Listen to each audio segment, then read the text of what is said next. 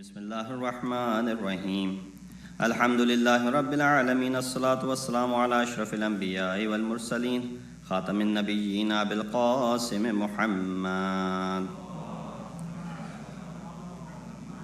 Wa ahli baytihi at-tayyibin at-tahirin al-ma'sumin alladhina adhhaba Allahu anhum ar-rijsa wa tahharahum tatheera.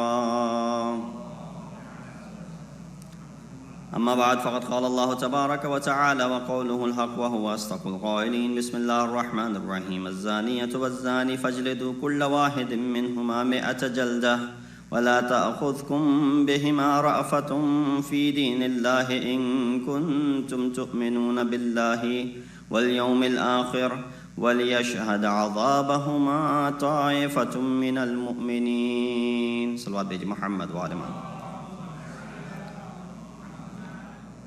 We started the tafsir of Surat al Noor, chapter 24 of Quran.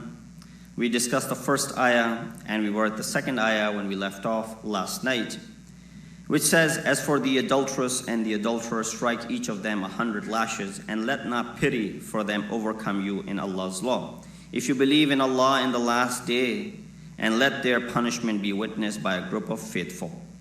We talked about the ayat and the riwayat pertaining to this indecent act and how Islam has severe punishment for those who indulge into this act. And we talked about some of the verses from Quran where it is making it forbidden and how it's ordering us to refrain from such an act. We discussed some ahadith from Masumin which talked about the consequences of those who indulge in this indecent act. We left off when we were talking about a hadith from our eighth Imam, Imam Rida alayhi salatu wasalam, in which he mentioned a couple of reasons, and he said one is murder due to abortion after adultery, second, family structure is disturbed. And when Prophet was quoted, he replied by saying the zina has loss for mankind both in this world and in the hereafter.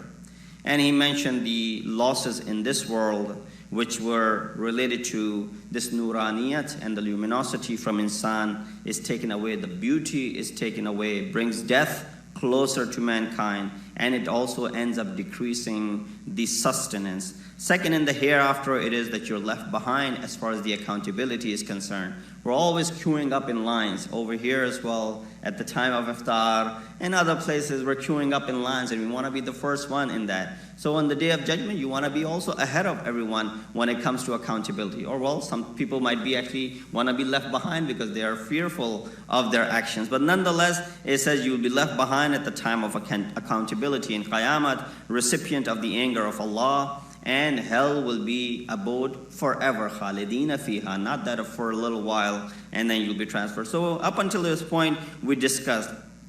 From this point on, we see that among the other effects and the consequences that have been discussed in the kalam of Masumin, our sixth Imam said wherever people commit 4 sins, they will encounter 4 calamities. He said when zina becomes a norm, earthquakes will increase. Now I don't know what the relationship is between the two, but it's the kalam of Ma'asum, so therefore we can somehow draw conclusions from it. He said people, when they refrain from zakat, animals upon whom the zakat becomes wajib, it starts dying. Whenever judges do injustice, it will stop raining, and the rahmat of Allah subhanahu wa ta'ala decrease. Whenever breaking of the trust becomes a norm, mushrikeen will rule over Muslimin. And many of these things we can actually relate to in this day and age that we live in, as to some of these things are happening. Some elements which drag insan towards these carnal and deviations, or the sexual deviations, it's that dealing with haram music. It says listening, playing, selling, and buying. Prophet said, Al-ghina ruqyatu zina. He said music leads to adultery. And here it's very important to understand the Quran, not only that it ordered not to commit such an act, rather it said, do not approach, wala taqribu zina, do not even approach this indecent act. And we can find this in the kalam of Hazrat Isa alayhi salatu wasalam, where he said, Amara an la taznu. He said, Inna Musa Nabi Allah. Hazrat Isa said, Musa Nabi ordered you to stay away from committing this indecent act أَنَا آمُرُكُمْ أَن لَا تُحَدِّثُوا أَنفُسَكُمْ. I'm ordering you to not even discuss this indecent act. Forget about committing it. Do not even discuss committing this indecent act. فَضْلًا عَنْ لَا تَزْنُوا فَإِنَّ مَنْ حَدَثَ نَفْسَهُ بِالزِّنَا كَانَ كَمَنْ أَوْقَدَ فِي بَيْتٍ مُزَوِّقٍ فَأَفْسَدَ التَّزْوِيقُ الدُّخَانِ. He said it is like it's like building a fire in a house which is painted white. Imagine if there was a room which was all painted in white, and you were to build a fire in it. Even if you did not burn down the house, or even if you did not burn down the room, what will happen with this fire that is illuminated in this room, a small room? It will affect the white paint that is around. So it's kind of like, even if you don't commit this indecent act, even if you talked about it, it will corrupt the hearts, it will corrupt the mind likewise. This is according to Hazrat Isa alayhi salatu wasalam. And then it says, Al-aynu baridul qalb. There are a lot of other reasons why insan is derived, or it gets closer to committing such an act, which is in many occasions is very apparent to us, and it's available to us. In other words, with all these gadgets that we have, the iPods, the iPads, the tablets that we have, the laptops we have, and all of those things, proper usage of all of these things is okay. But then when it is so easy for us to commit an indecent act using these devices, again, it becomes haram. Prophet, in fact, Amirul Mu'mineen Ali ibn Abi Talib alayhi salatu wasalam, in regards to looking at non-mahram or watching those scenes which contain indecent scenes, it says, Al-aynu baridul qalb. He said, ayn, these eyes are like the postman for your heart. Barid in Arabic literally means mailman, postman. Here it does the job of a spy transferring this information. And therefore there are many other ahadith from our Ma'asumeen which says, An-nadhru sahmun min sihami iblis, and iblis masmumun. A stare is an arrow from the arrows of iblis thrown towards you, a stare which will be followed with the long grief, and so on and so forth. So we get the idea as far as how many different ways a person could be, basically allured towards this act. So we look at some of the messages that we derive from this particular verse. It says this carnal desires of the sexual freedom and illicit relations are forbidden in Islam, as can be derived from the verses Az-zaniyatu fajlidu. Whenever there's an act committed by such a person, fajlidu, you're going to go ahead and lash. Women's role in substantiating illicit relations is more than that of men. For that reason, the word zaniya appears before the word zani in this particular ayah. The adulteress came before the word adulterer. So on the contrary, man's role in theft is more prominent than that of women, and that is the reason in the ayah when we read as-sariqu was-sariqatu faqta'u aydiyahuma, it says in Surah Ma'idah, as for the thief, man or woman, cut off their hands. So in theft, man's role is prominent. Therefore, Allah subhanahu wa ta'ala discusses sariq before sariqah. And then in the other one, women's role is more prominent. Therefore, women are discussed before. Physical punishment of these perpetrators is for the sake of protecting the society and keeping them modest. Fourthly, both parties are treated equally in this crime. Fifthly, punishment must be set by the Creator who knows best for us. So it's not a punishment which is being laid down by some individuals and then later they change it because of their knowledge. When punishing the criminals, there shouldn't be any emotions which might lead to unnecessary pardon. وَلَا تَأْخُذْكُمْ بِهِمَا رَأْفَةٌ. So it's very clear in this ayah how Allah subhanahu wa ta'ala is saying the one who's taken out or carrying out this duty should not show any compassion or mercy towards them. And obviously we see that human rights activists and other activists come about at this point. Even animal rights activists and whatnot come about, whenever something like this is done, and they're always questioning the validity of the religious rulings. You might see people feel sad and show emotions when an animal is killed. How they are, you and I are the same way, because we don't want anyone getting butchered or killed. But, when they are eating the meat of the same animal, they're not feeling the pity at all while they're eating the meat of that animal. While they see this animal being killed or butchered, they show these sort of emotions. Deen is not just the name of salat and saum. Those who transgress the limits of Allah subhanahu wa ta'ala, punishing them is also part of religion. That's why the later part of the ayah says, Fi deenillah. Strength and decisiveness in carrying out the punishment comes from the faith in the ma'ad and the mabda, the origination, where we came from and where we are headed, that is towards the end of mankind, and that is towards Qiyamah. That's why it says, In kuntum tu'minuna billahi wal yawmil akhir. If you were to believe in Allah and on the day of judgment. So the belief in both is equal together. Punishment of criminals must be a learning curve and a lesson for the rest of us. And that's why it says, وَلْيَشْهَدْ عَذَابَهُمَا. That let people witness the adhab that is being laid upon these individuals. Adulterer, aside from physical punishment, must go through this mental torture. That's why punishment must be public. That's why it says, وَلْيَشْهَدْ عَذَابَهُمَا طَائِفَةٌ. Fakhruddin Razi, among the Sunni Mufassirin, narrates a very interesting hadith from our Prophet Hazrat Muhammad Mustafa sallallahu alayhi wa sallam. He said, Yuta bewalin naqasa min al-hadd sawtan fayuqaluhu lima fa'alta dhak.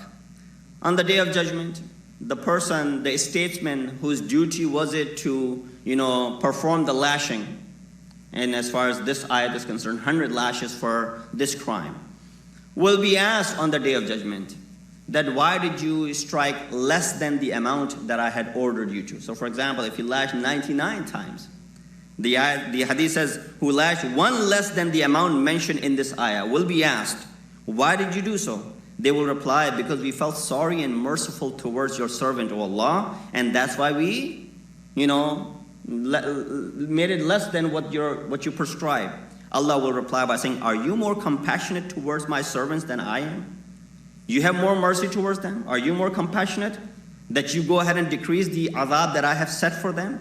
I am more compassionate and I know what they deserve, and that's why that's what I have given to them. These people will be told to be taken away. Likewise, those statesmen who lash one more than the required amount. So 100 was required, they're lashed 101 times, they will be questioned, why did you do so? They will reply, so that we can keep them from disobeying you, O Allah, for the next time. Allah will reply by saying, are you more wise than I am, that the judgment, that the decree that I have designed, that you know more than me? And they will be also told to be taken away. So that's how important it is that when it concerns 100, it should be 100. It should not be anything less, should not be anything more. That's why I said, وَلْيَشْهَدْ عَذَابَهُمَا طَائِفَةٌ مِّنَ الْمُؤْمِنِينَ. That is an interesting phenomenon. Why does Allah want people to witness such an event? It says, وَلْيَشْهَدْ عَذَابَهُمَا. Let people see their adhab, طَائِفَةٌ مِّنَ الْمُؤْمِنِينَ. A group from the mu'mineen, not just, everyone, even the mu'mineen. Presence of mu'mineen to witness the punishment is not only that the sinner takes heed, rather, more importantly, those present are also taking heed as to what is happening to this individual. The fact that socially we're so attached to each other that ethical corruption of one person can be contagious and spread in others, and spread so quickly that in order to cleanse the pollution which has become public, it must be dealt in public. Because it's already public affair, it must be dealt in public. Having said that, the answer to the question as to why Islam permits a person to be humiliated in front of so many other people. Give him a punishment so that nobody finds out about it. Let him be punished, be in a prison or something of that sort. Why in public? Why is he being humiliated in public? As long as the sin was not public and didn't reach the Islamic court, Allah is Sattarul Uyub. He keeps a veil upon the sin and the sinners as well. Nobody finds out, and Allah, it will be between Allah and these individuals if Allah forgives them. But once the covers are removed and it comes out of the veil, there's a fear that people will take this sin for granted and it will corrupt others as well. And that is why it is to be performed in public, in the presence of mu'mineen and other people. This type of punishment must take place so that negative effects of the sin are alleviated from the society and the magnanimity, the azamat of the crime is reestablished. Because a lot of people, when they look at this crime, so another punishment. So what? This person gets to go to a jail for a year.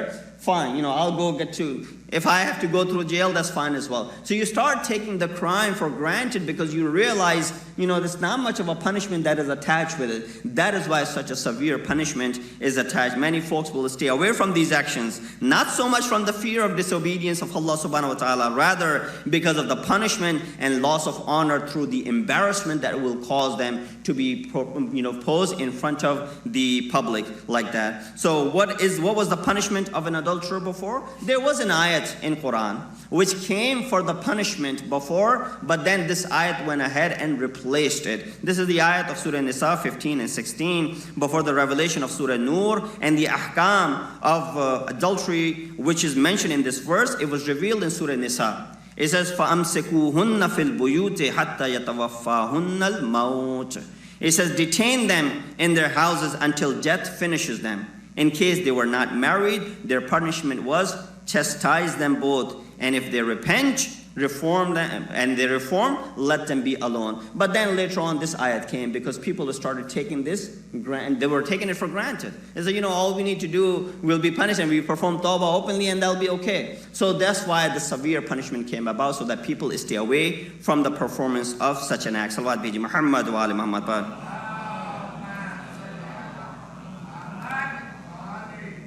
Third ayah, I'll go through these verses very quickly because there's 64 ayat in this chapter and we're only on the third one. It says, الزاني لا ينكح إلا زانية أو مشركة والزانية لا ينكحها إلا زان أو مشرك وحرم ذلك على المؤمنين. It says the adulterer will not marry anyone but the adulteress, or an adulteress, and the adulteress will be married by none except those who are adulterer. And so it is forbidden for the faithful to marry any of them. And this, is this another law of Shariat? Or is it only referring towards the external and the internal, or rather the natural incident? And there's a debate between the commentators in regards to that. Some believe that the verse is only highlighting a reality that corrupted souls will always be inclined towards corrupted ones. And that's why it's saying the zani will always go towards the zani, and the adulterer will always go towards an adulteress. So points that we learn from this ayah, that in this verse, an adulterer is compared with a mushrik.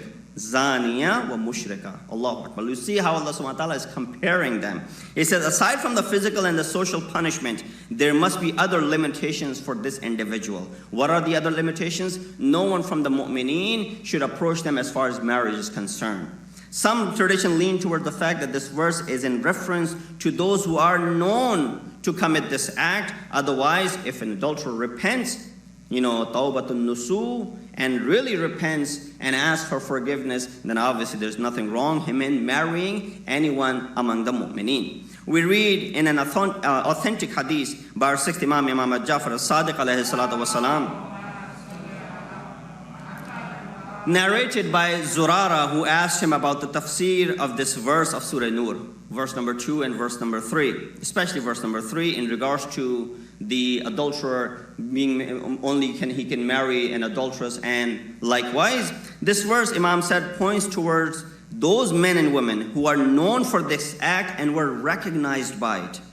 The one upon whom this punishment is carried out must be known for this indecent act, and it is not suitable for anyone to marry until they have openly repented. Our fifth Imam also stated that in this verse, Allah consider an adulterer opposite to a mu'min, which tells us that the adulterer is not a mu'min at the time when he's committing such an act. So you see how many different things are attached with it, which is stopping us from even approaching such an indecent act. Messages that we learn from this ayah. In marriage, compatibility is mandatory. Therefore, impure men and women are not suitable for pure men and women. So when you're looking for, suitable spouse, go for these values: purity, deen, religiosity, and so on and so forth, and not other things, because other things will be dissolved. Corrupted people in an Islamic society are deprived of some rights, like they're unable to marry those who are mu'min. Mu'min men and women should always look for chaste spouse. Why? Because the other kinds of spouses are harrama dhalika ala al-mu'minin. They're haram upon them. Fourth ayah says, وَالَّذِينَ يرمون المحصنات ثم لم يأتوا بأربعة شهداء فاجلدوهم 80 جلدة ولا تقبلوا لهم شهادة أبدا أولئك هم الفاسقون. Ayat number 4 is also the continuation of the previous two ayahs. Unfortunately, they're all talking about the concept of adultery, and because I've chosen to speak about this ayah, I have to go ahead through these particular ayat, but inshallah in the ayat to come, there will be more, although this is also a very important topic as far as our communities are concerned, because we're living in such society, and there should not be any shame in discussing these things so that we can understand the point of view that Islam has as far as these people are concerned. It says, as for those who accuse chaste women and do not bring 4 witnesses, strike them 80 lashes and never accept any testimony from them after that. They are transgressors. So yes, the concept is clear. When you find these individuals, those who committed such an act, what is their punishment? 100 lashes. But that can only be done when it's proven through 4 adil witnesses. And when there's not 4 adil witnesses, or when there are false accusations by only a few people, then right away they are also to be punished. 80 lashes must be given to those who are falsely accusing someone of an act of adultery. So although in the previous verses the discussion was about the punishment of adultery, but proving adultery is not an easy task. It's not easy. You need 4 witnesses. How in the world are you going to have 4 people who are adil watching that act and then come to court and bear witness about it? It's highly impossible. When it's highly impossible, such severe punishments are there. People are looking at such severe punishments without looking at the reality that how impossible it is for you to produce 4 witnesses. It's so impossible. How can you have 4 people? Because when mankind is created, at least in every human being, regardless of which culture or religious background they come from, they have at least this much shame in them that when they are doing this act, they're not doing it openly in public. It is something which is done in the covered areas, and therefore it's very difficult to produce 4 witnesses. Although we see that the previous verse was talking about adultery. This verse talks about those who accuse these people. If less than 4 come to the court, each of them must be lashed 80 times. Obviously, to keep the false accusers out of the equation, this punishment is there. No one would be willing to bear false witness if there was a punishment for them in it. So, I'll be very careful, because if I show up over there and there are not enough people bearing witness, then I will be punished as well. Only 20 lashes less than those who perpetrated the crime. So those who committed the crime, they get 100. I am falsely accusing them, I will be getting 80 in this regard. Or 6th Imam Ja'far al-Sadiq ﷺ said,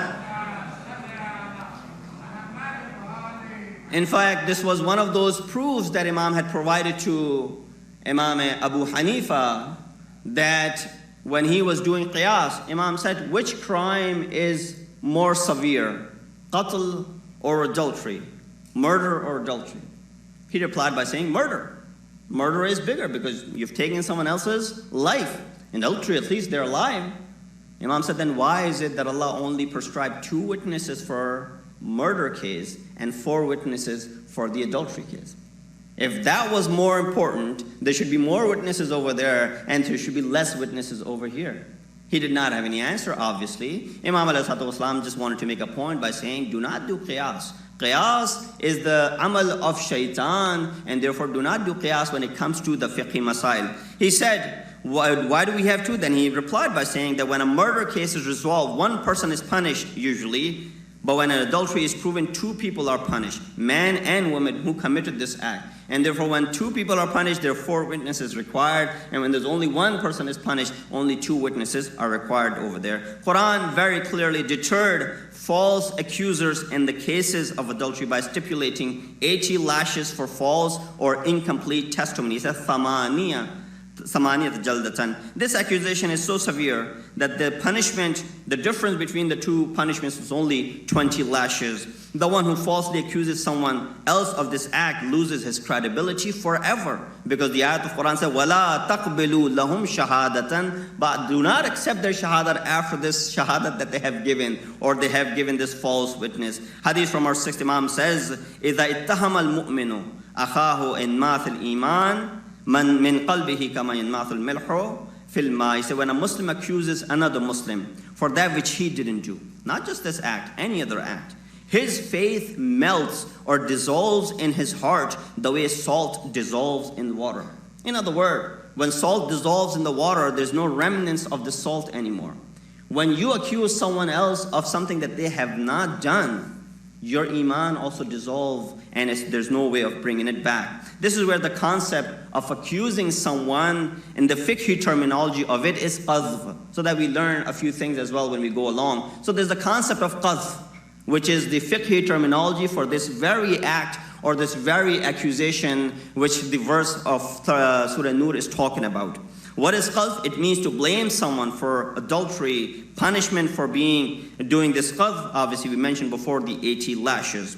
Prophet of Islam, Hazrat Muhammad Mustafa sallallahu alayhi wa sallam said,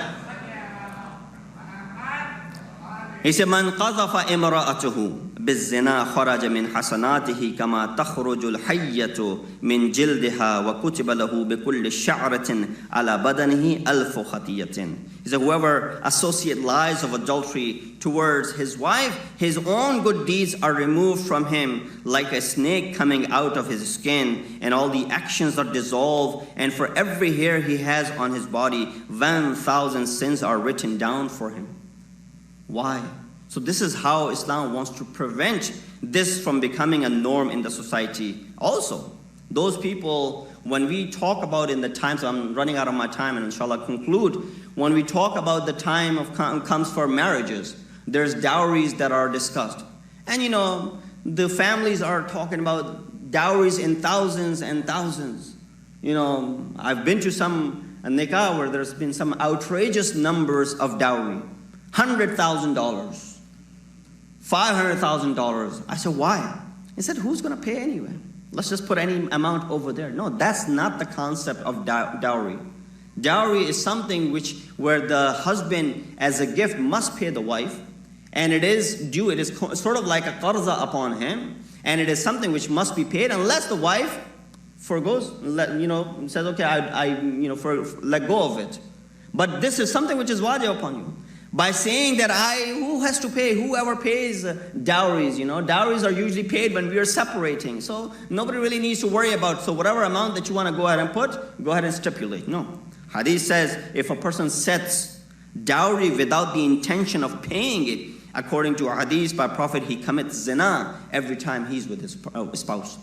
To that extent that if you put a dowry which you don't intend on paying, this is the consequence of that. Very quickly, the messages that we learn from this ayah, the accusation is like shooting an arrow towards the honor of the people. That's why the word yarmuna is being utilized. Accusing chaste and married women has a more severe punishment. That's why al-muhsanat, the word is used. Defending the honor of chaste women is obligatory. Yarmun al-muhsanata fajliduhum. Accusation has three effects: worldly punishment, fajliduhum; social punishment, la taqbilu shahada, do not accept their testimony; and in the hereafter, ulaika humul fasiqun, that these people are considered to be among the fasiqun. Inshallah, we'll stop over here and we'll continue from here tomorrow if Allah gives us the permission. We ask Allah subhanahu wa ta'ala to be able to follow these commands and teachings that we learn from Quran. Give us the ability to be able to ponder in the verses of Quran, and also to be able to take lesson from the ayat of Quran. We ask Allah subhanahu wa ta'ala to hasten the zuhur of our awaited Imam, make us among the helpers and the soldiers of Imam. Wa akhiru da'wana and alhamdulillahi rabbil alameen. Ahlul Bayt TV, the holy household for every household.